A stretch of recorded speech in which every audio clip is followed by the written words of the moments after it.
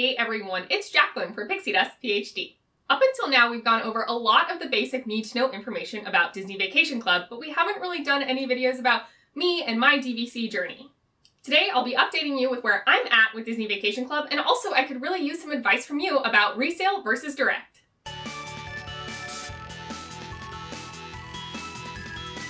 Before we get started, if you are a returning viewer and subscriber, thank you so much for coming back. And if you're new here today, hey, I'm Jacqueline, and mostly we talk about Walt Disney World and Disney Vacation Club on this channel. So far, we've been doing a lot of videos on facts and explaining processes around Disney Vacation Club and Walt Disney World, but today's going to be a little different. If you enjoy it, I hope you stick around, hit that like button, and subscribe to the channel. As I've mentioned before multiple times, Disney Vacation Club is obviously a huge financial commitment. And I also briefly mentioned in a recent video that I believe personally in paying for this fully in cash. Given that I don't actually own a DVC contract yet, but let me catch you up to speed on my Disney Vacation Club journey. In 2016 and 2017, I had 2 surgeries, one on each hip. Recovering from hip surgery is a pretty long endeavor. You are laid up for a couple months after each. During my recovery time, I started consuming a lot of content on Disney, and this really is when Disney Vacation Club became clear on my radar. Of course, I was recovering from surgery, so I was in a lot of pain, I wasn't sleeping well, sometimes I was taking painkillers. I definitely was not in the right mental state to be evaluating Disney Vacation Club critically. The calendar year of 2017 also spanned the last half of my 3rd academic year and the beginning half of my 4th academic year of my PhD. This time frame, I would say, basically covered my dark year in my PhD. This is a pretty common concept for PhD students where there's a time where you're doing your PhD that you're so far into it that you can no longer see the beginning. You don't have that hope and joy every day anymore like you used to when you were first year, but you're not far enough through your PhD to where you can see a light at the end of the tunnel. And it's a really hard time for some people. It lasts multiple years. I'm really thankful that it didn't really drag on too much more than a year for me. Even though during 2017 I had fully recovered from my hip surgeries, I was really buried deep in my PhD and trying to figure that work out, and I was not thinking about indulgent or frivolous things like Disney Vacation Club. Especially at that time, I really had no clue when I would graduate with my PhD. And while I'm very thankful to have gone to a program that fully funded me, ultimately you are really living month to month, so I didn't really have any savings to think about anything like Disney Vacation Club to begin with. 2018 rolled around and my PhD picture was starting to look a lot more clear and I could see the light at the end of the tunnel. I also secured a job offer, which of course listed a salary. And that salary was significantly more than I was making as a PhD student. So during 2018, it became clear to me that at some point in the future, really for the first time in my life, I would have extra money and I would be able to put savings away towards frivolous goals, towards something like DVC. And so during the rest of 2018, while I was finishing up my PhD, if I needed a break from science or just needed to get away from the lab for a little bit, I would often spend a lot of that time researching Disney Vacation Club. I have consumed so much material about DVC at this point. 2018 was really the thick of it for me, where I was constantly watching YouTube videos, reading blogs, reading different websites, finding actual snippets of the DVC contract. And I distilled all of that information together, and a lot of that is now represented in the videos on this channel, and I decided I was about 70% sure that this was something that I wanted. I discussed the potential of purchasing Disney Vacation Club with my partner, and they were more or less on board. In general, my partner trusts my decisions when it comes to our general Disney vacations, and so I think that trust extended here. Of course, this has a huge financial component. So we spent a long time talking about that and what our vacation strategy would be and what annual dues might look like, and did some week modeling and forecasting, all of that kind of stuff. And ultimately, we decided together that we would start saving for Disney Vacation Club in a separate savings account. And if we decided at any point that we didn't want to buy Disney Vacation Club anymore, well, we would still have this awesome pot of money to use for vacations or a new car or whatever financial expenditures we want. Fast forward a little bit to 2019, and now I have finished my PhD and I am in a stable job with a real salary. And then in April of 2019, we opened a new bank account. We waited a few months to do this because we wanted to get a good opening offer. If you Google new bank account offers, you'll find many bank chains will offer incentives if you open up a new account with them as a new member. And then you normally have to meet some terms, something like make a certain amount of direct deposits or make a certain amount of transactions on a debit card, etc. So we started putting money aside for our, in theory, Disney Vacation Club savings account probably late 2018, but yeah, we didn't end up opening the literal physical banking account that was separate from everything else until April because we were waiting for an offer. And we ended up getting a few $100s for free just by doing direct deposits into this account, so definitely if there is a free money offer, take your free money. Since the account has been open, my partner and I agreed to put $100 in from each of our paychecks. We both get paid twice monthly, so that is $400 a month going into that account. And I usually put a little bit of extra money in as well. So the way I like to handle my finances personally is when I get paid, I then pay off all of my bills, credit card, any sort of money that needs to go out. I do those transactions right away. And then I wait a couple days for those to clear. And then I'll have an amount in my checking account. And usually I will have a surplus over the amount I like to retain in there. And then I take that surplus amount and I just divvy it up. So I put some into my general savings, like my emergency fund, my rainy day fund. I have a separate bank account for medical expenses, so I put some in there, and then I will top off our Disney Vacation Club account with a little bit as well. So I am typically putting more into the shared Disney Vacation Club account than my partner, but I also make more money than they do, so proportionally it's probably about the same. And I realize that not everyone is financially in a position to be able to do this, to siphon off $100 per paycheck into an account that's basically just for fun, especially these days with all of the people who are being laid off and furloughed. And I am so extremely appreciative and thankful that my partner and I have been gainfully employed during this entire time of the world. And I really hope that you have a strong support system around you if that hasn't been the case for you. But if you do have a goal of saving up for Disney Vacation Club, I do highly suggest creating a separate account to store that money. That way you're not tempted to use it on other things. And even if you're only adding $20 here or there, you'd be surprised how it adds up over time. And once we had saved a certain amount of money, I think it was around $6,000 or $7,000, my partner moved a large chunk of that over into an investment account. I really don't pay attention to the stock market or anything like that, but my partner loves that stuff, and so they went ahead and invested it, I think mostly in bonds, and so that way our money that we're putting in is actually growing on top of that. So essentially we have been saving with the goal of Disney Vacation Club for about 1.5 years now, and we are saving pretty aggressively. And at the time of filming this, we have around $12,000 saved up. But if we go back to 2018, when my partner and I decided more or less 70% sure that we were going to do this, it was with a goal in mind. And this was based off of all of the knowledge that I had previously amassed.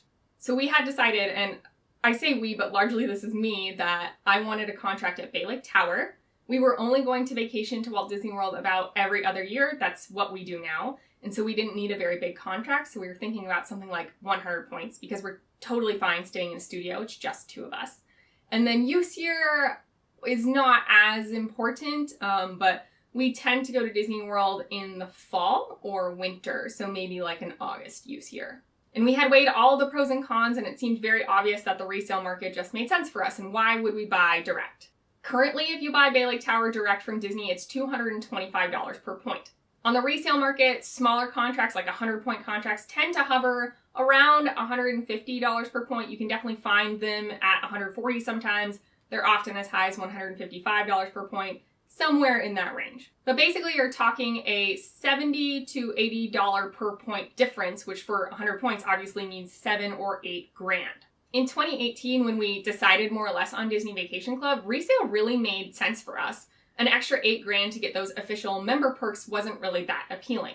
And I stand by most of that now. Access to Moonlight Magic would be really cool, but I'm probably never going to plan a trip just around that. Access to the DVC member cruise would be really cool, but it's not something I feel like I absolutely need to do. Getting to go to all of the DVC lounges would be cool, but it's not a game changer for me. There are all these perks to being a member that are great, and I would love to have them, but they don't make me want to spend an extra $8,000. Although I will say that if you are an official DVC member, when you tap your magic band at park entrance, the Mickey tactile turns purple instead of green, and I think that is so cool. But again, that's a really small thing, and it's not going to change my mind about $8,000. But of course, here's the kicker. Disney has been introducing more and more restrictions to resale contracts. Including, if you're buying resale now, you actually can only stay at some of the resorts and not all of them. So anything that was Riviera or newer, you don't have access to. And for the most part, this is not a problem because that is 14 amazing resorts, a vast majority of the ones at Walt Disney World. The Grand Californian at Disneyland is included, and Aulani's included. So I really didn't put much weight into this announcement, and for most of 2019, I was still 100% A-okay and set on getting a resale contract. And then the end of 2019 came, and they announced the DVC Tower at Disneyland.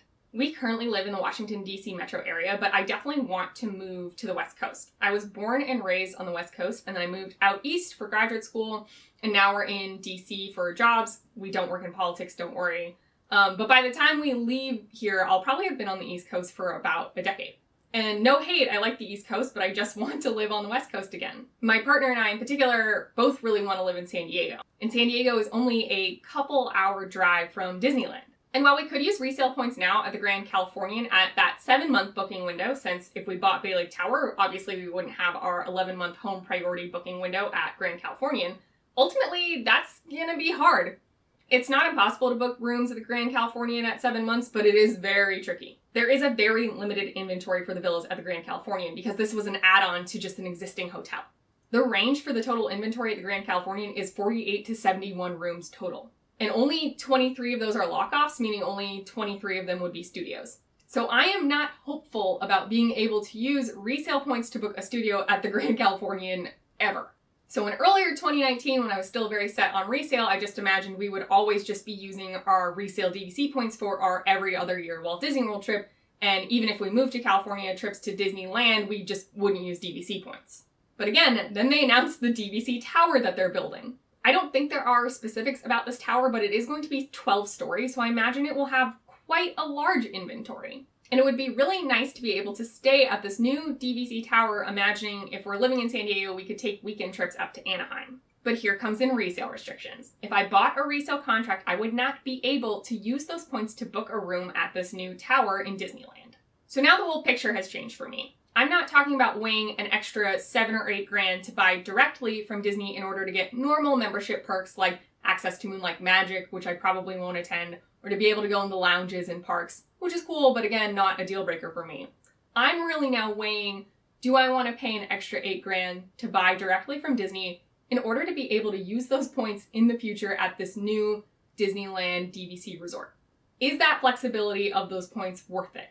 I have been struggling with this for, I think, over 6 months now, so I would really love to hear your opinions. If you were me, do you think you would still buy resale, or would you switch and think about buying direct? Buying direct, of course, means I'd be a full DVC member and get all those perks. Again, mostly I don't care that much, except for access to this new resort. But also, it would be another $7,000 or $8,000, and also, of course, it would take more time for me to save up that money. If I'm buying resale, ideally, I would love to have around $18,000 specifically set aside for DVC that would more than enough cover a 100-point contract as well as annual dues for that first year and probably annual dues for the second year. But at the end of the day, I think as soon as we hit around $15,000 in our separate savings account for DVC, I would feel comfortable buying a resale contract and really deciding and pulling the trigger on that.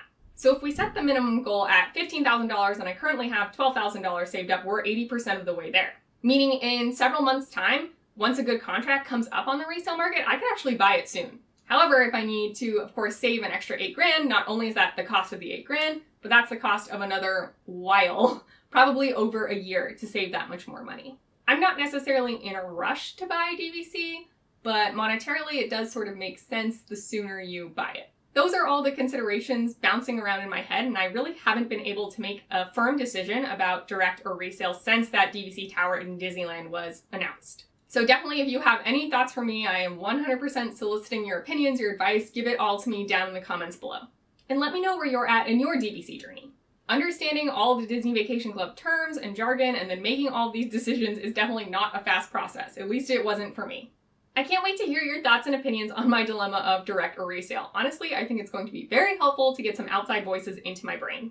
And if you're struggling with any Disney Vacation Club decisions, definitely let me know down in the comments and we can chat. Or you can find me on other platforms like Twitter and Instagram at PixieDustPhD. I hope the rest of your day is super magical, and we'll see you next time at PixieDustPhD.